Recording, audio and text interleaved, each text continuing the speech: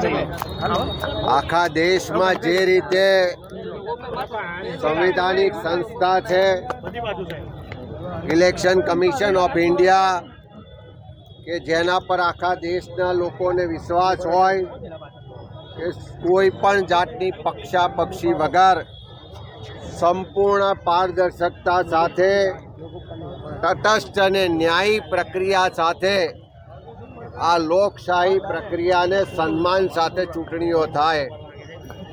છેલ્લા ઘણા વર્ષોથી ગુજરાત અને દેશના તમામ ભાગોમાં જે એક આશંકા ઊભી થઈ હતી કે ક્યાંક ને ક્યાંક આ ચૂંટણી પ્રક્રિયામાં ગોલમાલ થાય છે, ક્યાંક ખોટું થઈ રહ્યું છે અને એના માટે દરેકના મનમાં જે શંકા હતી એ શંકા લાંબા સમય સુધી બહાર ના આવી શકી।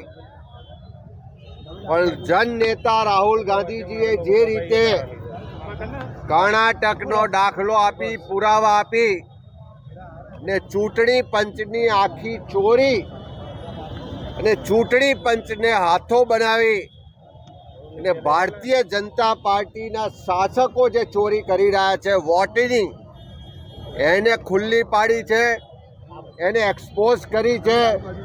એનાથી આખા દેશના લોકોમાં આ સરકાર સામે ફિટકાર વરસાવી રહ્યા છે। બધા જ લોકો આજે કહી રહ્યા છે કે તમારા મારા બધાના વોટની ચોરી થઈ શકે છે। સત્તામાં જે લોકો બેઠા છે, જે ચૂંટણી પંચ છે, એ વોટોની ચોરી કરવા માટેનું એક વ્યવસ્થિત ષડયંત્ર હેઠળ કામ કરે છે। આજ ગુજરાતમાં પણ બધાનો અનુભવ છે કે ચૂંટણીમાં પ્રચાર પ્રસારનો માહોલ જુદો હોય, મતદાનના દિવસનો માહોલ જુદો હોય અને પરિણામ આવે તો કંઈક વિપરીત પરિણામ આવે છે। હમણાં પ્રદેશ કોંગ્રેસ સમિતિ તરફથી પણ ગુજરાતના ઘણા ખરા બૂથોની ચકાસણી કરવામાં આવી રહી છે। પ્રાથમિક ચકાસણીમાં જ લાખોની સંખ્યામાં ખોટા મતદારો, ડુપ્લિકેટ મતદારો, ભૂતિયા મતદારો હોવાનું પ્રાથમિક તારણ આવ્યું છે।